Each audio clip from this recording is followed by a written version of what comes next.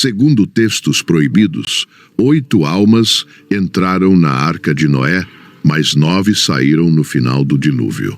A tradição oculta fala de um passageiro clandestino que nunca foi convidado, mas que era absolutamente necessário. Hoje, você descobrirá quem ou o que viajou em segredo durante 40 dias e 40 noites na arca de Noé. O que te contaram sobre o dilúvio universal está incompleto, e a verdade mudará sua perspectiva. A Bíblia menciona Noé, sua esposa, seus 3 filhos e suas 3 noras, totalizando 8 pessoas, nem uma a mais. No entanto, manuscritos gnósticos e apócrifos falam insistentemente de uma presença adicional na arca. Alguns textos a chamam de a sombra que não foi convidada, outros o passageiro escuro da arca da salvação. Poderia ser verdade que algo maligno sobreviveu ao juízo divino escondido entre os animais salvos. As antigas tradições judaicas sugerem que essa entidade era um dos anjos caídos disfarçado. Outros textos apócrifos vão mais longe e afirmam que se tratava de um Nefilim, gigante filho de anjos. Recordemos que os Nefilim existiam antes do dilúvio, nascidos da união entre anjos caídos e mulheres. Esses seres híbridos, metade celestiais e metade humanos, dominavam a terra com violência e corrupção. O propósito do dilúvio era precisamente eliminar a corrupção genética introduzida pelos anjos caídos. Então, como poderia um Nefilim ter sobrevivido se o dilúvio foi projetado para destruí-los a todos? A resposta está nos manuscritos do Mar Morto e em tradições orais judaicas extremamente antigas. Segundo essas fontes, um Nefilim astuto compreendeu os avisos de Noé meses antes do dilúvio final. Este ser teria usado sua natureza parcialmente angelical para se transformar ou se esconder entre os animais. Algumas versões dizem que tomou forma de serpente, o mesmo símbolo que havia tentado Eva no Éden. Outras tradições afirmam que ele se camuflou como um animal limpo para garantir sua entrada na arca sagrada. O texto gnóstico ou Apocalipse secreto de João menciona que Noé levou mais do que sabia para a arca. Esta frase críptica tem intrigado teólogos durante séculos, o que significa mais do que eu sabia exatamente. Na cosmologia gnóstica, a arca representava um microcosmo do universo completo após a purificação. Para que este microcosmos fosse funcional, precisava conter tanto a luz quanto a escuridão em equilíbrio. No entanto, há uma interpretação ainda mais perturbadora que se conecta diretamente com o propósito do dilúvio. Alguns textos sugerem que o 9º passageiro não era um Nefilim, mas algo muito mais antigo e poderoso. Tradições cabalísticas falam de Samael, o anjo da morte, viajando oculto na arca de Noé. Outras versões identificam o passageiro clandestino como Azazel, o anjo caído que ensinou armas à humanidade. Mas a versão mais extrema afirma que era o mesmo adversário, o diabo em forma animal pura. A pergunta teológica que surge é devastadora, porque Deus permitiria que o mal sobrevivesse ao juízo? A resposta no conceito do livre-arbítrio, o dom mais sagrado que Deus concedeu ao ser humano.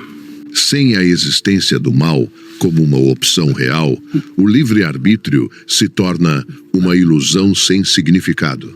Se só existe o bem, escolher o bem não tem mérito moral. Não há virtude na ausência de tentação. Então, o passageiro escuro não era um erro ou uma falha no plano divino, mas parte essencial dele. O dilúvio eliminou a corrupção física dos Nefilim, mas o princípio do mal deveria permanecer ativo espiritualmente. Noé construiu a arca conforme instruções divinas, com 300 côvados de comprimento, 50 de largura e 30 de altura. 3 andares continham compartimentos para cada espécie animal, provisões para mais de 1 ano e quartos familiares.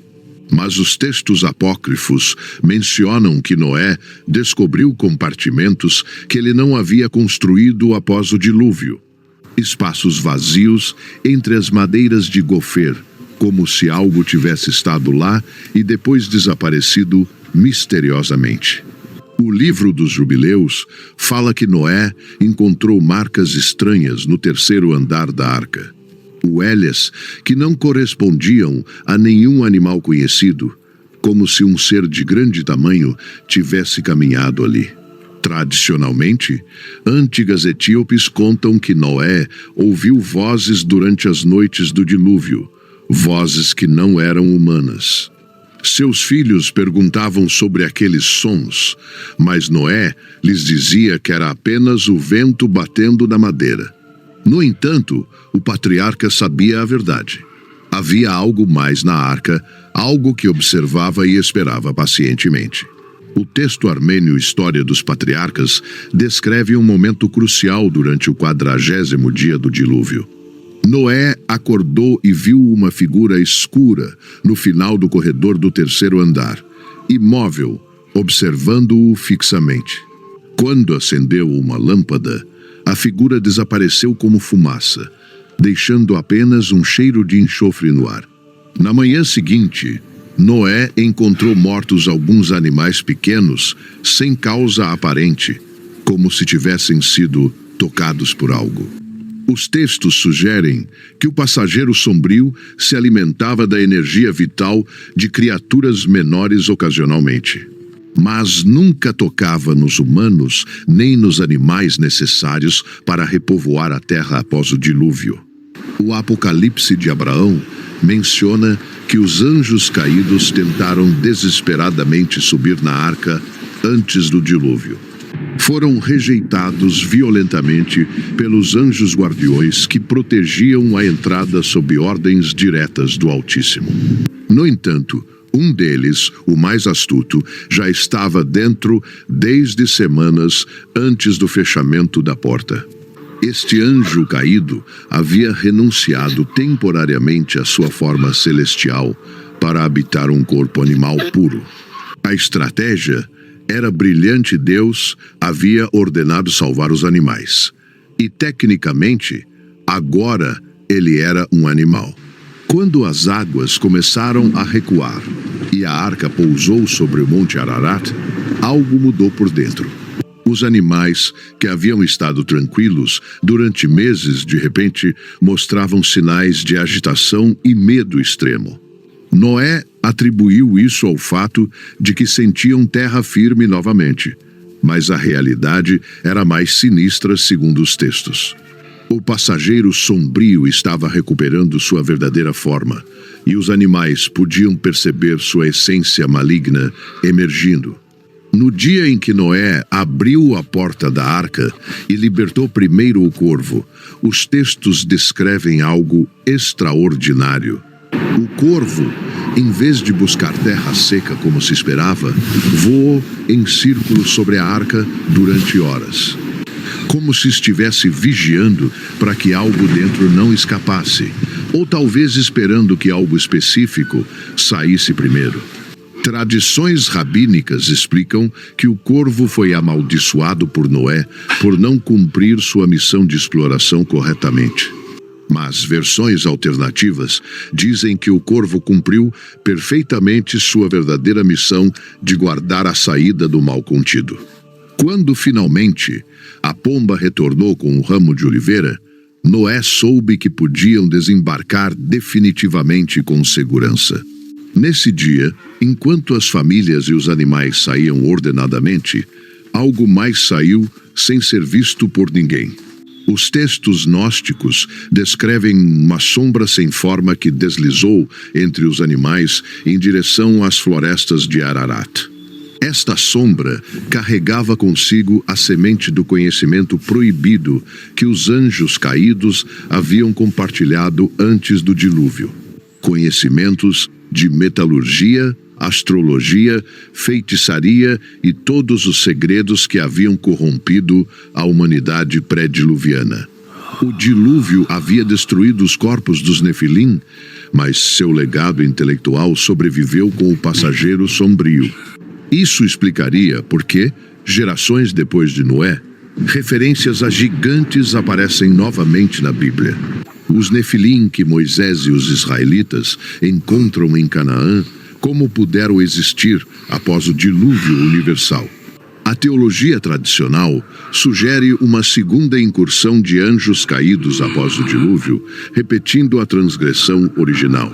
No entanto, os textos apócrifos propõem que nunca houve uma segunda incursão, mas sim continuidade através do passageiro. O passageiro sombrio teria preservado o conhecimento genético ou a capacidade de manifestar novamente esses seres híbridos.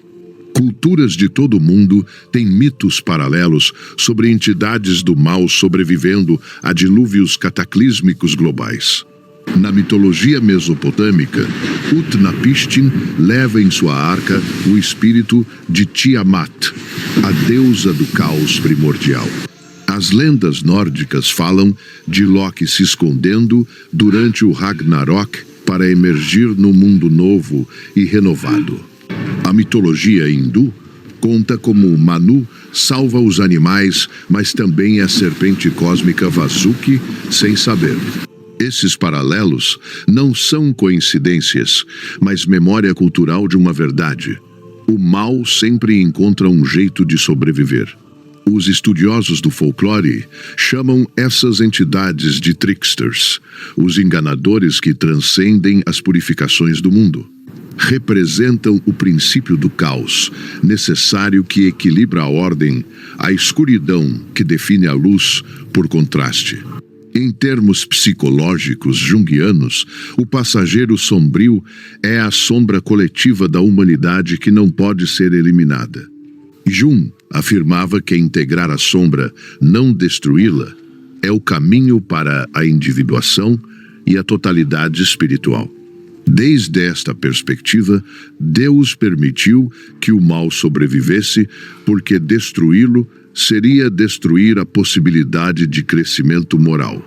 O livro de Enoque, texto apócrifo fundamental, descreve detalhadamente a rebelião de 200 anjos caídos no Monte Hermon.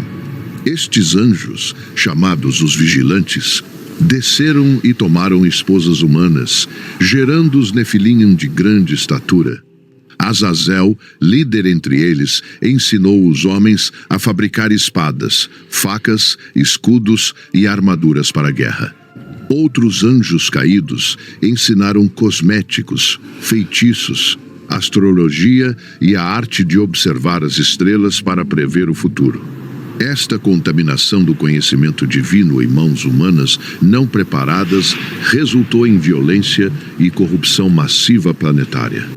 Gênesis 6:5 diz que Deus viu que toda a intenção dos pensamentos do coração humano era apenas o mal. O dilúvio foi a resposta divina, mas o livro de Enoque acrescenta um detalhe que a Bíblia canônica omite. Antes do dilúvio, Deus enviou arcanjos para acorrentar os anjos caídos em lugares de escuridão até o juízo final. Então, se os anjos caídos foram acorrentados, como poderiam ter entrado na arca de Noé sem ser detectado? A resposta está no conceito de tempo relativo nas dimensões espirituais, segundo a teologia esotérica antiga. O encadeamento ocorreu em um plano espiritual, mas no plano físico havia uma janela temporal antes de seu efeito. Durante essa janela, um anjo caído astuto poderia se ancorar ao mundo físico ao se transformar completamente em animal. Ao renunciar à sua natureza angelical e tomar forma material, escaparia do encadeamento espiritual destinado a ele. Esta é a interpretação que os comentaristas cabalísticos dão ao enigma do nono passageiro da Arca de Noé. O texto da Agadá judaica menciona que Noé levou consigo o gigante Og, que sobreviveu agarrando-se ao exterior. Mas esta versão difere. O passageiro não estava do lado de fora, enfrentando as ondas. Estava dentro, completamente oculto e camuflado. A diferença é teologicamente crucial. Og sobreviveu por força física, o passageiro escuro por astúcia e transformação sobrenatural. Durante os 150 dias em que as águas cobriram a terra, apenas a arca flutuava em um oceano de morte. Dentro daquela arca, 8 humanos justos, pares de animais puros e impuros, e algo que não deveria estar lá. Os textos descrevem que Noé sentia ocasionalmente uma presença inexplicável, especialmente durante as noites sem lua no dilúvio. Uma sensação de estar sendo observado das sombras, de olhos que não pertenciam a nenhum animal conhecido, fixamente olhando para você. Seus filhos, Sem, Cam e Jafet, também relataram pesadelos recorrentes durante a viagem na arca flutuante. Sonhos onde uma figura sem rosto sussurrava segredos sobre o futuro, sobre impérios que cairiam e sangue. Noé lhes dizia que era apenas o estresse do confinamento e a magnitude do julgamento que estavam presenciando lá fora. Mas, em suas orações privadas, o patriarca perguntava a Deus sobre a presença que sentia insistentemente. De acordo com o testamento de Noé, um texto fragmentário, Deus lhe respondeu que o que deve permanecer, permanecerá para o equilíbrio. Esta resposta críptica atormentou Noé por anos, mesmo depois de plantar sua vinha na terra renovada.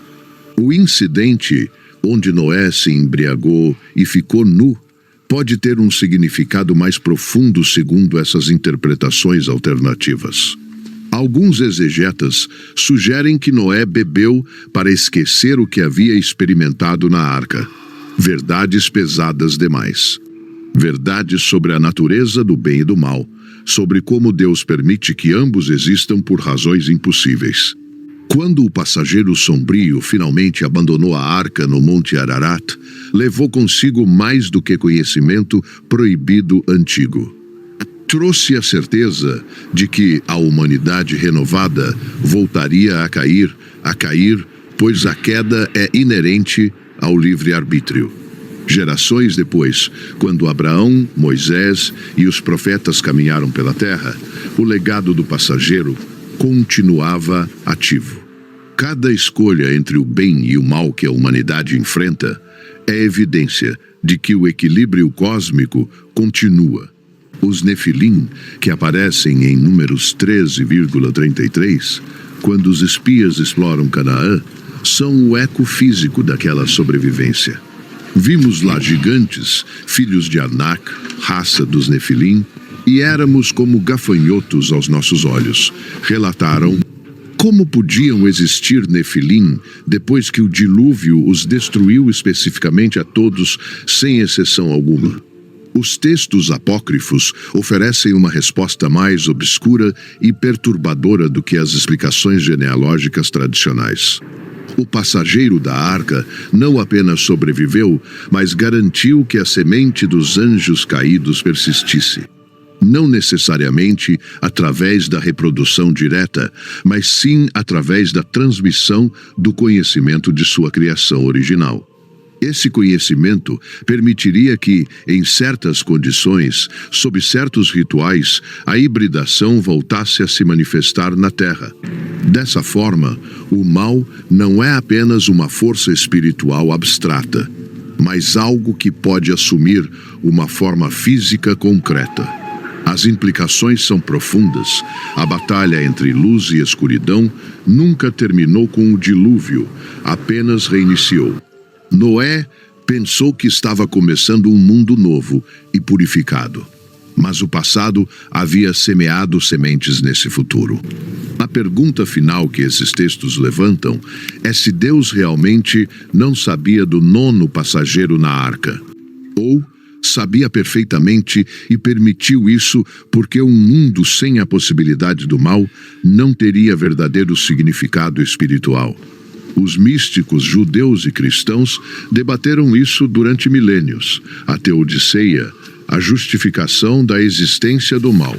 Se Deus é onipotente e benevolente, por que existe o mal e por que sobrevive a cada tentativa de purificação? A resposta do passageiro sombrio da arca sugere que o mal é um componente necessário do design, não um defeito.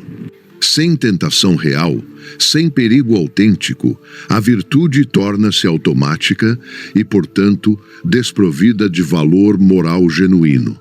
O herói só é heróico quando enfrenta verdadeiros vilões. A luz só brilha porque há escuridão para contrastar. Esta é a paradoxa central da existência. Precisamos daquilo que mais devemos resistir para sermos verdadeiramente nós mesmos. A Arca de Noé, então, não foi apenas um veículo de salvação física da destruição do dilúvio.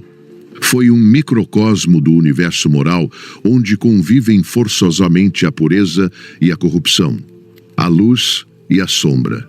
8 almas justas e um passageiro sombrio navegando juntos em direção a um futuro onde a batalha entre ambos continuaria eternamente.